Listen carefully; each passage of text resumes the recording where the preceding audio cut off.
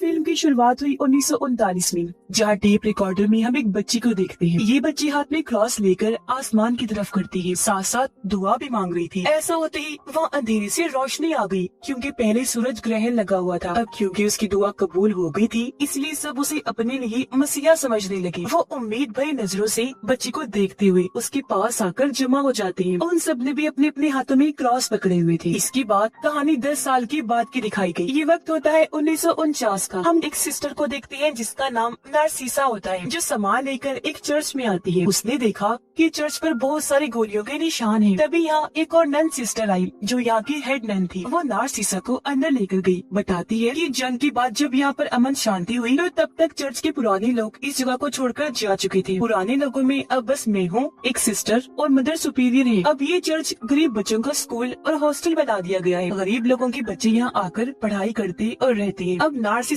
Mother superior से जाकर मिलती है, जो इस स्कूल और हॉस्टल को चला रही थी। नारसीसा इस कमरे में उसी बच्चे की तस्वीर को देखती है जिसे हमने शुरुआत में देखा था। दरअसल ये बच्ची और कोई नहीं बल्कि सिस्टर नारसीसा ही थी। इनकी बातचीत के दौरान हमें पता चला कि नारसीसा यहाँ बच्चों को पढ़ाने आई है, क्योंकि हाल ही में एक सिस्टर स्कूल छोड़ के चली गई थी, पर कोई भी नहीं जानता था कि वो अचानक कहाँ चली गई। अब नारसीसा को एक कमरा दिया गया, जहाँ वो अपना सामान रखने लगती है, पर उसका सूटकेस आगे नहीं जा रहा था। उसने जब चेक किया तो वहाँ एक बॉक्स पड़ा हुआ था, जिसे खोलने पर अंदर एक घर, एक सिस्टर की तस्वीर और एक कैंची थी। तस्वीर पर इस सिस्टर का नाम भी था, जो सोकोरो होता है। उसकी तस्वीर हाथ में लेकर नारसीसा सिस्टर सोकोरो का नाम लेती है। ऐसा होते ही सामने बड़ी कुर्सी हिलने लगी, जो एक आवाज के साथ नीचे गिर जाती है। तभी कोई बाहर का दरवाजा जोर जोर से पीटने लगता है। हालांकि नारसीसा दरवाजा खोलकर देखती भी है, पर वहाँ उसे कोई भी दिखाई नहीं देता। लेकिन हाँ, उसे अपने कमरे के सामने वाली दीवार पर एक निशान बना दिखता है, जो पहले नहीं था। पर वो इसे नजरअंदाज करके अपनी क्लास में आ जाती है बच्चों को पढ़ाने के लिए। वो सबसे पहले बच्चों को अपने बारे में बताकर ब्लैक बोर्ड पे अपना नाम लिखने लगती है। और अब जैसे नारसीसा ने अपना नाम लिखा, सभी बच्चे अजीब तरह से डरने लगे। मोहे मुँह में कुछ बोलने लगती है। एक बच्ची रोजा तो इतनी डर जाती है कि उसका टॉयलेट ही निकल जाता है। क्लास खत्म होने के बाद नारसीसा रोजा के पास आई, पूछती है कि जब मैंने ब्लैक बोर्ड पर अपना नाम लिखा था तो तुम और सारे बच्चे क्यों डर रहे थे? पर रोजा के कुछ भी बताने से पहले उसकी जुड़वा बहन रोजा को बोलने से मना करती है कि वो नारसीसा को कुछ न बताए। अब जब नारसीसा अपने कमरे में आई तो उसने देखा कि दीवार पर बना वो निशान, जो मैंने पहले भी देखा था, वो अब थोड़ा और बढ़ गया है। रात ही रात में किसी ने वहाँ एक और लकीर खींच दी थी, पर नारसीसा अभी भी इस पर इतना ध्यान नहीं देती। बाद में मदर सुपीरियर उसे एल्बम दिखाती है, जिसमें उन सिस्टर्स और नन्स की भी तस्वीरें थी, जिन सबकी यहाँ काम करते करते मौत हुई। एल्बम में एक तस्वीर गायब थी, जो देखकर नारसीसा समझ जाती है कि गायब तस्वीर जरूर सिस्टर सोकोरो की होगी, जो उसे कमरे में मिली थी। वापिस अपने कमरे में आकर सिस्टर सोकोरो की तस्वीर देखने लगती है। एक बार फिर कुर्सी हिलने लगी, जो आवाज के साथ नीचे गिर जाती है। पहले की ही तरह फिर से कोई जोर जोर से दरवाजा पीटने लगा। वो कान लगाकर सुनती है,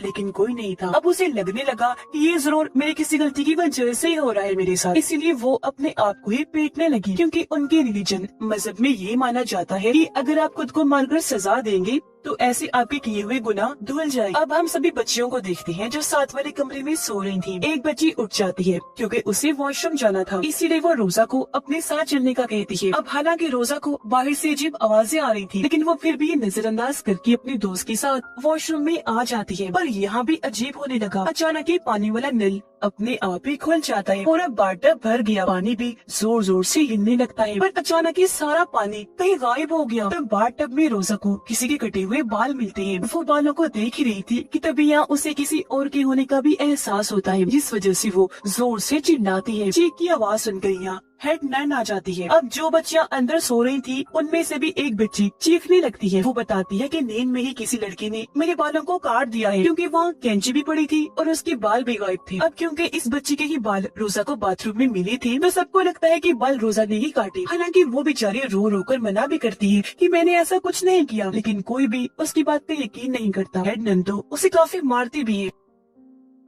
अगले सुबह नारसीसा जब क्लास में आई तो उसने देखा कि आज रोजा क्लास में नहीं है। उसे पता चला कि हेड नन ने सजा के तौर पर उसे एक सेल में बंद कर दिया है। नारसीसा जब उसके पास सेल में गई तो रोजा उसे बताती है कि हाँ, वो हरकत मैंने नहीं की थी। उस वक्त मैंने बाथरूम में किसी बच्चे की आत्मा को देखा था। वो सिर्फ मुझे ही नजर नहीं आई, बल्कि आपके आने से पहले भी कई सारे लोगों को आत्माओं की आवाजें आई और वो दिखाई भी दी। और तो और हम सब बच्चों को दीवार पर वो निशान बना हुआ देखा था, जैसा आपके कमरे के सामने बना हुआ था। हमने जब जब ये बात उस सिस्टर को बताई जिसकी जगह पर आप आई हो, तो उसने तस्वीर का एक पैर बनाकर उस नामुकम्मल तस्वीर को पूरा कर दिया। ऐसा उन्होंने इसलिए किया ताकि वो हम सब बच्चियों को बता सके कि यहाँ कोई आत्मा नहीं है, जबकि आत्मा यहाँ पर है। लेकिन जब उस सिस्टर ने तस्वीर को पूरा किया तो उसका नाम अपने आप ही ब्लैक बोर्ड पर लिखा गया, जिसके बाद वो गायब हो गई। किसी को भी नहीं पता कि वो कहाँ गई है, जिनकी जगह पर फिर बच्चों को पढ़ाने के लिए आप आई। आगे रोजा बताती है कि आप जब पहले दिन क्लास में आई थी, जब अपना नाम ब्लैक बोर्ड पर लिख रही थी, तो यही वजह है कि सारे बच्चे डर रहे थे, क्योंकि एक बार अगर किसी का नाम ब्लैक बोर्ड पर लिखा गया तो इसका मतलब कि उसका मरना या गायब होना तय है। शाम के वक्त नार्सिसा जब वापस आई तो उसने देखा कि एक सिस्टर किचन में मोमो जैसी कोई डिश बना रही है। पूछने पर उस सिस्टर ने बताया कि ये कल सुबह का बच्चों का नाश्ता है। वो नार्सिसा को भी एक मोमो खाने को देती है ताकि वो बता सके कि इसका जायका कैसा है। नार्सिसा वो खा तो लेती है, लेकिन उसका जायका काफी अजीब था और अब अचानक ही उसकी मुँह से खून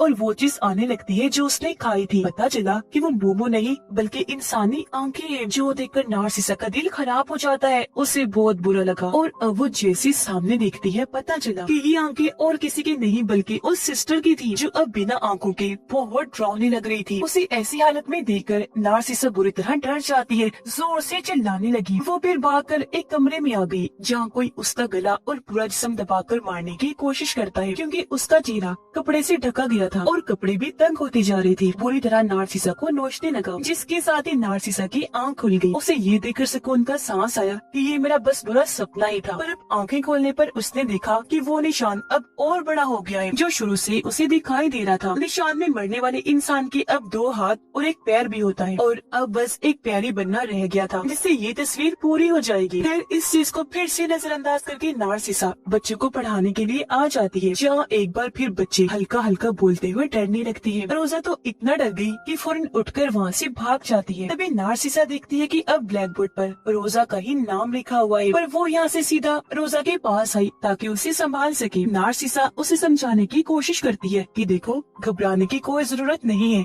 मैं तुम्हारे साथ हूँ। रोते हुए रोजा उसे बताती है कि एक बच्चे की आत्मा मुझे अब हर जगह दिखाई दे रही है। नार्सिसा को समझ नहीं आती कि वो क्या करे। तब वो रोजा का हाथ पकड़ के तस्वीर का आखिरी पैर बनाकर उस तस्वीर को पूरा कर देती है, ताकि पहले वाली सिस्टर की ही तरह उसे बता सके कि यहाँ कोई आत्मा नहीं है। पर अचानक रोजा फिर से डर गई। नार्सिसा को कहती है कि तुम्हारे पीछे कोई है, पर अब वो बच्ची की आत्मा नहीं बल्कि डरावनी औरत है। जैसी नार्सिसा उसे देखने के लिए मुड़ी, वहाँ पर कोई भी नहीं था, पर अब वापस देखने पर रोजा गायब हो जाती है। नार्सिसा काफी घबरा गई। वो और रोजा की जुड़वा बहन हर जगह उसे ढूंढती है, लेकिन वो कहीं भी नहीं मिली। घबराहट में नार्सिसा हेड नन को भी बता देती है कि रोजा गायब हो गई है, और वो तो नार्सिसा को डांटने लगती है। वो उस पर काफी भड़की ये स्कूल छोड़ जाने को कहती है। ऐसा लग रहा था जैसे हेडनन ये नहीं चाहती कि यह जो कुछ भी हो रहा है नार्सिसा उसके बारे में पता लगवाए। पर नार्सिसा रोजा को ढूंढते हुए अब एक छोटे से कमरे में आ गई, पर वो यहाँ से बाहर जा ही नहीं पाती, क्योंकि दरवाजा बंद करके कोई उसे यहाँ कैद कर देता है। तभी उसे सामने कई सारी आंखें दिखाई देने लगती है और पीछे से ढेर सारी हाथ आकर नार्सिसा को पकड़ लेते हैं, उसे डराने और मारने की कोशिश करती है।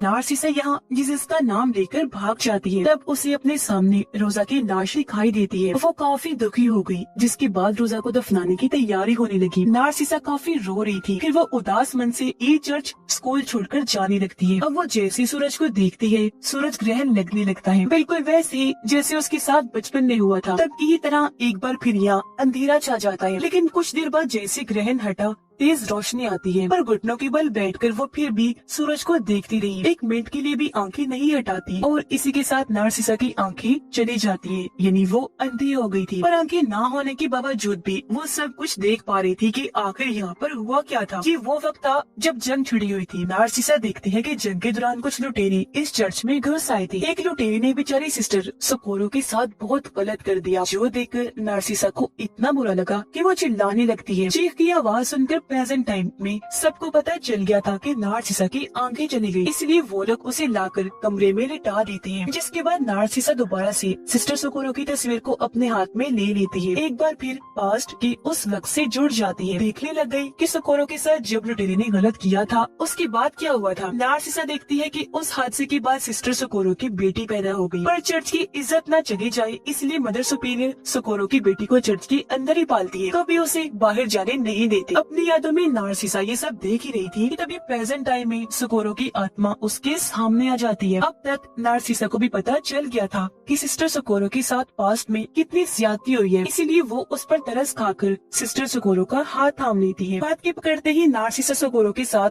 पास्ट में आ गई, जहाँ उसने देखा कि सोकोरो की बेटी बड़ी हो गई है। अब एक दिन उस बच्ची को तेज बुखार हो गया, लेकिन मदर सुपीरियर, हेड नन और दूसरी सिस्टर उसे डॉक्टर के पास नहीं लेकर जाती। उनकी सोच थी कि अगर वो चर्च से बाहर गई तो सबको पता चल जाएगा कि ये बच्ची सिस्टर सोकोरो और उस लुटेरे की है, तो चर्च की काफी बदनामी होगी। तो इसीलिए वो लोग सोकोरो को एक कमरे में बंद करके उसकी बच्ची का बुखार खुद ही ठीक करने की कोशिश करते हैं। वो तेज ठंडे पानी से बार टब को भरकर बच्ची को उसमें लिटाने की कोशिश करती है, पर पानी बहुत ज्यादा ठंडा था, इसलिए बच्ची हाथ पाँव मारने लगती है। पर इस बीच बच्ची का सर जोर से टकरा गया, खून निकलने लगता है। अचानक ही बच्ची ने हरकत करना बंद कर दी, यानी कि उन लोगों के हाथों बच्ची की जान चली गई। अपनी बेटी के मरने का जब सोकोरो को पता चला तो वो इस गम को बर्दाश्त नहीं कर पाई और अपनी जान ही ले लेती है। और पास्ट में ये सब होते हुए देखकर नार्सिसा को बहुत बुरा लगा। वो उस कमरे को खोल देती है जहाँ उन तीनों ने सिस्टर सोकोरो को बंद करके रखा था। जो कमरा हमेशा से बंद रखा, किसी को वहाँ जाने की इजाजत नहीं। और अब जैसे कमरा खुला, यहाँ पर दो टाइमलाइन चलने लगती है, एक पास्ट और एक प्रेजेंट की, जो दोनों एक दूसरे से जुड़ जाती है। कमरा खुलते ही पास्ट में जहाँ सोकोरो फांसी से लटकी हुई थी उसकी आंख खुल जाती है और अब उसकी लाश पास्ट में घूमने लगी, जबकि प्रेजेंट में उसकी आत्मा तीनों को डराने लगती है, यानी मदर सुपीरियर,